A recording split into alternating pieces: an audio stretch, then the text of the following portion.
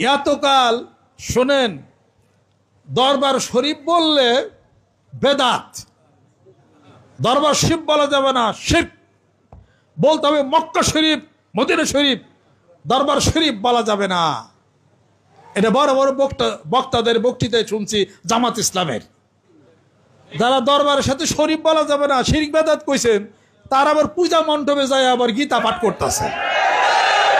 কথা ঠিক রাখুন, আমিও কিছু দিশাদারে কিছু ঠিক পাইলাম না।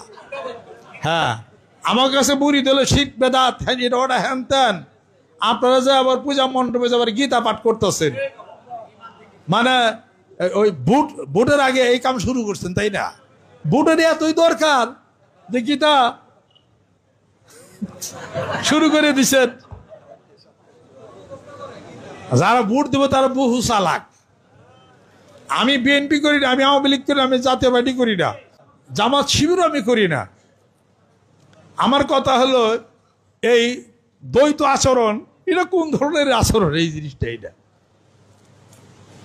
হিন্দুদের ধর্মে হিন্দুরা পালন করবে, তাদের ধর্ম পালনের সমস্ত নিরাপত্তা দিতে হবে ইসলাম বলে, এটা কথা ঠিক।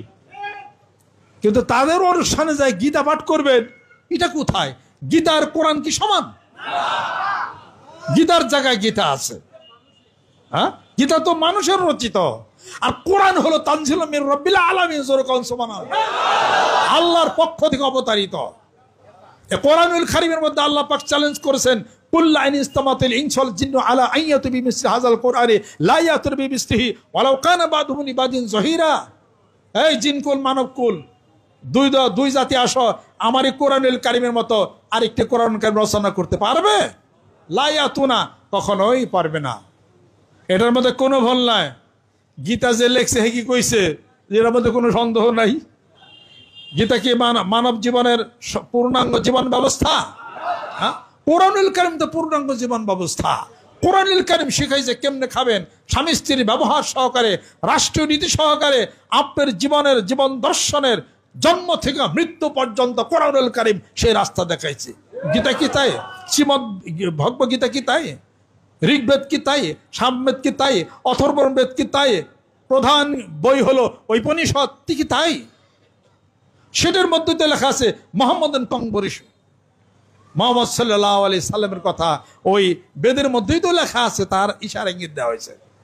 তা আপনার ওখানে গীতা পাঠকে কি শেখাবার দেন তাদেরকে? ঘটনাটা কি এটা? তাহলে আমরা দরবার শরীফ বললে খারাপ হয়ে যায়। আরে যেখানে মানুষকে ভদ্র বানানো হয়, যেখানে মানুষ খারাপ মানুষ ভদ্র হয়, টুপি দেয়, শূন্য ধরে, মুশাররফ বা ইসলাম হচ্ছে, অতএব ওই দরবারের ওই মানুষগুলিকে শরীফ বলা যাবে। যেরকম সুবহানাল্লাহ, এর মক্কা শরীফের সাথে কোনো তুলনা করে কাজ করা হয় না। স্কুলকে স্কুল বলা যদি যায়, ইউনিভার্সিটি যদি বলা যায়, বিশ্ববিদ্যালয় যদি বলা যায়, হেফজখানা যদি বলা যায়, যেখানে মানুষ তার জীবনের আমলের পরিবর্তন করছে, মানুষ ভদ্র সভ্য হচ্ছে, ওই জায়গা হলো ভদ্র সভ্য হওয়ার হলো কারিগর। যেরকম সুবহানাল্লাহ।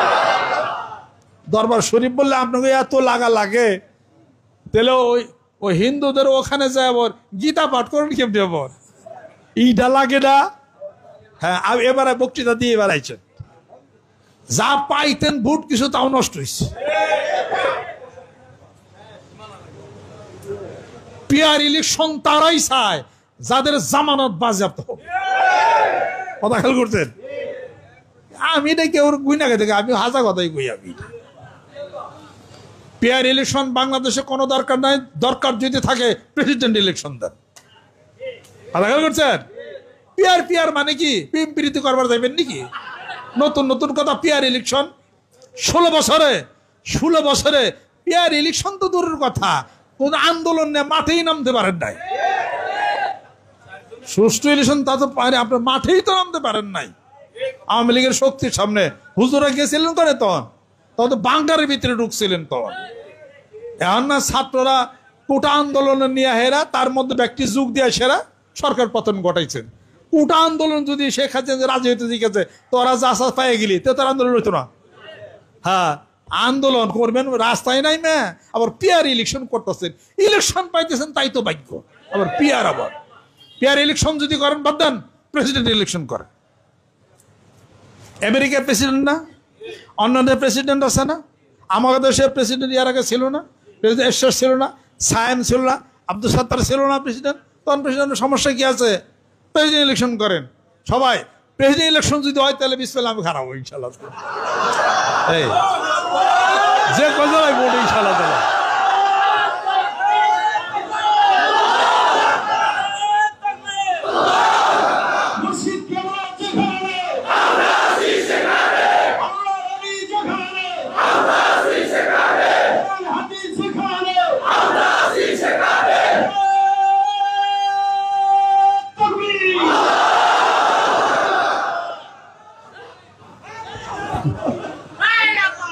পাশ ফেল পরে দেখা যাবে।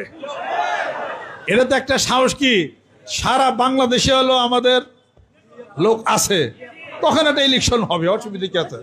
প্রেসিডেন্ট ইলেকশন, এদেশের প্রেসিডেন্ট হবে ইনশাল্লাহ তাআলা। তখন বাঁচবে মাইক টেকনাফ থেকে তেঁতুলিয়া পর্যন্ত ইনশাল্লাহ তাআলা। নাইমা যাবো ওর তো খালি এক এলাকা এমপি, ওই এমপির ইলেকশনে আমাদের কি দাম আছে? আমরা তো খালি এমপি ইলেকশন করি না, সারা বাংলাদেশ নিয়ে আমরা হলো কাজ করি। আমি আপনাদের ক্ষেত্রে তারস করতে চাই, আমি নিরপেক্ষ কথা বলি, আমি কেউ পক্ষে বিপক্ষের কথা আমি বলি না। এই সমস্ত বাদ দিয়া মহব্বত ভালোবাসা বাংলাদেশ সাজানোর চেষ্টা করেন, সাজানোর চেষ্টা করেন। বিদেশিদের মধ্যে সুনজর আসুক আমাদের দেশে, মারামারি কাটাকাটি হানাহানি বন্ধ, রক্তপাত সব বন্ধ হয়ে যাক। আপনারা মনে রাখেন, যেই দলই ক্ষমতায় আসবে সেই দল ক্ষমতার অপব্যবহার করলে কোন একদিন ক্ষমতা তার থেকে চলে যাবে। কেউ আমাদের দেশে রাজা বাদশা হয়ে থাকতে পারবে ওয়াইজা আরাদনা আন নুহলিকা কারিয়াতান আমারনা মুত্তাফিহা ফাফাসাকু ফিহা ফাহাক্কা আলাইহাল কাউলু ফাদাম্মারনাহা তাদমীরা। এটা আল্লাহ পাক বলেছে, এটা আমার কথা, আমার এটা না। ছোট্ট দেশ, ভালোবাসা হলে কি সমস্যা আছে? সম্প্রীতি হলে কি সমস্যা কিছু আছে? মানিকগঞ্জ দরবার শরীফের নেতৃত্বে শান্তি প্রতিষ্ঠার লক্ষ্যে গ্রামে গঞ্জে মাঠে ময়দানে 5 কোটি মানুষের টার্গেট নেওয়া, মাঠে নামছে ইনশাআল্লাহ তাআলা, বিজয় হয়ে যাবে আমাদের ইনশাআল্লাহ।